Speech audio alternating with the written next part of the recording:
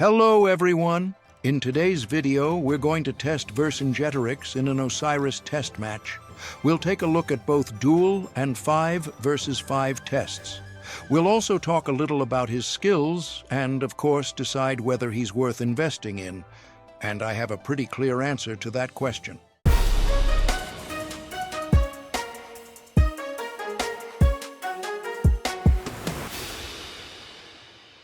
I'm not going to break down all of his skills in detail this time, but I do want to make a quick comment about his 4th skill.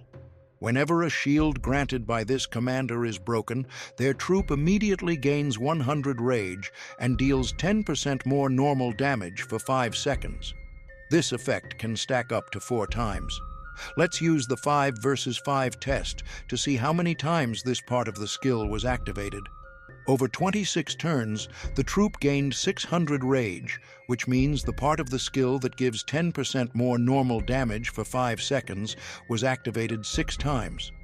The problem is that it's quite difficult to maintain the stacks.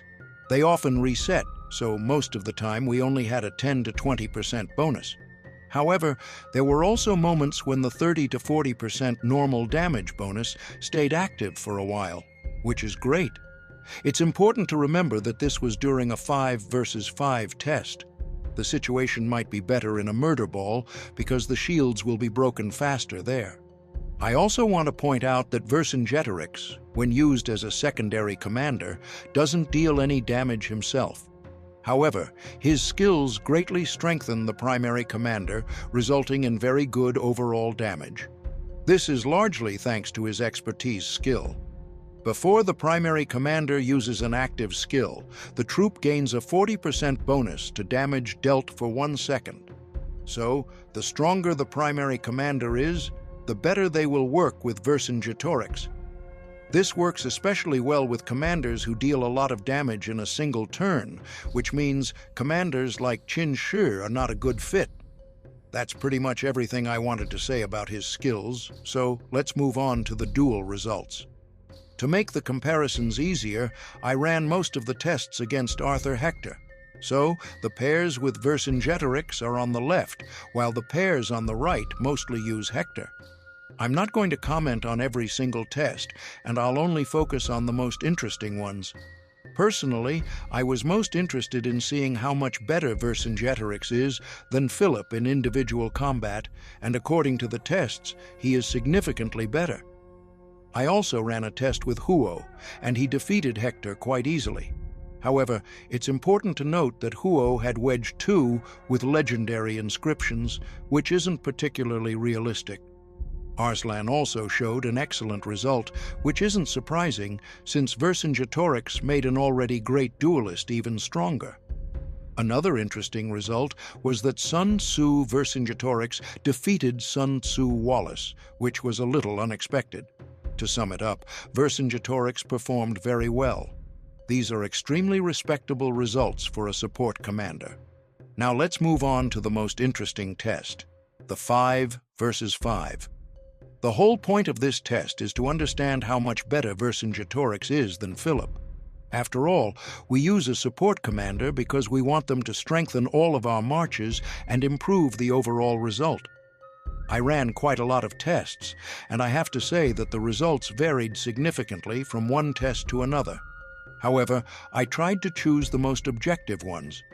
Vercingetorix is on the left, while Philip is on the right. And as you can see, Philip got the better result. That is true, but not entirely. As I said, the results varied a lot. Philip also had a test where his result was quite bad, although it's important to mention that he was inactive for around 9 seconds near the end. That probably didn't have a major impact, but it's still worth mentioning. There were also tests where Philip lost or won by an even bigger margin. More or less the same thing happened with Vercingetorix, but he seemed much more consistent to me. So, what conclusions can we draw from all of this? First, they both strengthen all of our marches by roughly the same amount.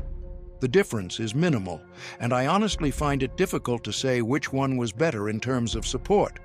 However, there is one undeniable fact. Vercingetorix performed much better individually, and that is exactly what makes the difference between them. Let's sum everything up. To put it simply, Vercingetorix is an improved version of Philip. He performs better individually while providing roughly the same level of support. Does it make sense to replace Philip with Vercingetorix? I think that for most players the answer is no, because the increase in effectiveness will be minimal. We're expecting a new cavalry commander around August, and a new infantry commander will arrive sometime after that. At that point, the question will be whether we even need a support commander at all. Based on today's 5 versus 5 results, using a support commander improved the overall result by around 15%, which is quite significant. However, I think that number will be lower in a murder ball, and if we get stronger pairs than the ones we currently have, I'm not sure that we'll still need a support commander in a 5-march or 6-march lineup. My advice is this: if you already have Philip, then you don't need Vercingetorix. But if you don't have Philip and you need a support commander, then yes, you should choose Vercingetorix. I hope this video was useful for you. Thanks for watching.